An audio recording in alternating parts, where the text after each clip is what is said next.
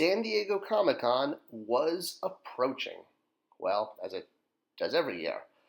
But at this point, the DCU Classics line was in full swing. It was pretty darn popular, and it was selling great at retail. Kids were loving it, fans were loving it, which meant we needed a really good idea for yet another San Diego Comic-Con item. And that meant Bill Beneke and I needed to do some thinking. Looking back, we had already done some awesome Comic-Con items. The first year, when the line launched, we did Lobo, because he was a character not available for retail at the time, and made a great Comic-Con figure. The year after that, we did the Wonder Twins, along with Gleek. Another great figure, lights and sounds package, appealed to everyone, went over great. Well, Gleek gate aside. And our marching orders from management was to still find a way to plus up the Comic-Con item to make it special for the people who were at the show.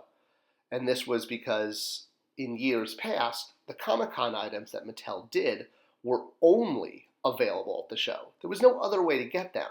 So getting the Comic-Con item itself at the show was very rewarding. It was basically all-inclusive. It was a souvenir from the show, and it was very, very special since it was limited to just being at the show, whether it was Batman, Keldor, or Monster, Tweety Bird. Yeah, this was before my time.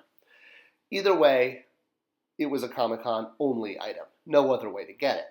That all changed when we launched Matty Collector, because now suddenly people who weren't at the show could get the Comic-Con items. And management strongly felt we needed to find a way to differentiate the version at the show from the one sold online. We'd done that the previous year with Gleek the Monkey. Now, yeah, this had its issues because people felt Gleek was a little bit too special, and totally got that. It made sense. You can't please all your masters all the time between, licensor, management, and fans. But to say it went over like a lead balloon, well, that might even be extreme. Some people were happy. Okay, maybe like 2 people were happy with the way we did it. But we still needed to find a way to make the Comic-Con figure special and really, really cool. Coming up with something cool for Comic-Con that would appease everyone, not an easy task. And Bill and I had many, many drives to Warner Brothers and back in Burbank to discuss this. And one idea we threw around quite a lot was the idea of Plastic Man. So doing Plastic Man as a Comic-Con figure to us made a lot of sense. First off, he was a Superpowers figure, which checked off that box that we wanted to get to every character from the original vintage Superpowers line, and that was very deliberate from day one. So, hey, if we could do Plasty at Comic-Con, then hey, one more Superpowers down. 2, he was fun.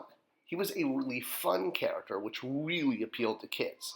Plastic Man makes a great toy because he can take the shape of more or less anything and has very toyetic qualities, i.e. stretchy arms, elongated limbs, that type of thing. So anytime you can do a figure that's very toyetic and is going to appeal to kids, works great. Because believe it or not, Comic-Con exclusives are also aimed at kids. There's a lot of kids there these days. And having a figure that's just plain fun, well, it really helps the figure sell through. Selling to collectors, that's going to happen no matter what. But you want to try to capture that extra audience as well. So, with our ideas formed, we were packed up and ready to go to management and pitch the idea of Plastic Man for San Diego Comic-Con. How we were going to check off all these boxes and appease everyone, that's a story. So we did leak this idea early to fans, saying that the Comic-Con figure for this coming year was going to have a lot of extra parts to it. And fans figured this out pretty quickly that by this we meant Plastic Man. They were onto us. They knew what was happening with Superpowers, and they knew that Plastic Man was a figure that would have a lot of extra parts because we would want to do different forms. His springy legs, his different arm attachments, elongated neck as an homage to Superpowers. So our little hint that the Comic-Con exclusive was going to have extra parts didn't really hide anything this year. People figured it out pretty quickly. Now, actually manufacturing and creating him as a figure was simple yet complex at the same time. He did reuse some basic parts, some arms, some legs, lower torso, that kind of thing. He did need some new parts, like his upper torso. I shouldn't say lower torso, I meant more his crotch was reuse. But the torso, because it had the crossing wires, whatever it is in his costume across his chest, that had to be sculpted in. And obviously the new smiling face, which, again, the Horseman nailed. And a lot of his extra little parts had to be tooled as well. The springy bottom, the fly swatter arm, the ball toy arm, the extra neck, the extra long arm pieces. So he wound up being a lot of tooling, more than I think we originally anticipated. But we did extra production of him too, because we knew we could sell quite a few of these, not only at the show because of the kid factor, but online afterwards because of the Plastic Man factor. Because, he's, again, he's just a figure that makes a great toy. So, with all of our ideas in the bucket, lots of accessories, lots of different parts, we had to figure out logistically how he was going to work and how he was going to be packaged and made special for the show. So, one thing to address right off the bat, we talked about the neck. We knew we wanted to do a stretchy neck as an homage to superpowers, not as an action feature, but as a clip-on piece that would make the neck longer. Pop off the head, pop on the neck. As far as the stretchy arms, so other figures that have stretchy arms, like Marvel Legends Mr. Fantastic, the arms were more about being bendy, like Gumby, meaning they had like a wire that ran through them so you could bend the arms into different shapes. They weren't stretchy, they were just posable, if you will, using the old Gumby and Pokey wire through the plastic technique. Bill Beneke, though, being the awesome guy he is, was very insistent that our Plastic Man be stretchy, like Stretch Armstrong, where you could pull and pull and pull and pull, and he would stretch really far. Well, leave it to Bill to try to figure out a way to actually pull this off. Because when you pull and pull and pull on arms, on an action figure, they're going to pop off.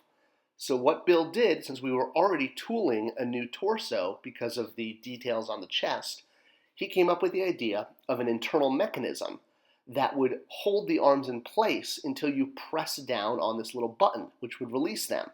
This would allow you to pull and stretch the arms without them popping out of their joint. Totally Bill Beneke going the extra mile. As far as doing something special for the show, yes, we obviously knew what happened with Gleek the year before, where fans definitely felt like they all wanted to have it, and making him the special item for the show was a bridge too far. So the idea we came up with was, well, if Plastic Man is going to San Diego Comic-Con, he should go to San Diego Comic-Con and bring his luggage with him. So we gave him a little suitcase packed with DC 75th anniversary comic books, as if these were the comics he was picking up at the show, doing a little shopping. And really the idea was the suitcase was another form for him, meaning you could pop on the arms, pop on the head, and it was just Plastic Man as a suitcase. So it worked both as a suitcase and as another form for him. And it worked. It was great. It was a way of celebrating the 75th anniversary of DC, celebrating Plastic Man, and giving you something special for the show, because the suitcase was only available at the show. As far as the packaging went, we did a nice box cover slip case, if you will, that was more reminiscent of the retail packaging with the retail artwork and the 75th anniversary Superpowers logo. There you can see the polybagged suitcase next to it. But then the inside packaging, the blister, we also made the blister as if the blister itself was Plastic Man, and he had formed his own package. So there you see his eyes at the top, and it's in the same shape as the DC Universe Classics retail package, but done as if it's Plastic Man himself. I think this one was a real winner, and I'm really proud of how he came out. We had our San Diego Comic-Con special item, our figure for kids, collectors. We celebrated the 75th anniversary of DC, and walked away with our heads high.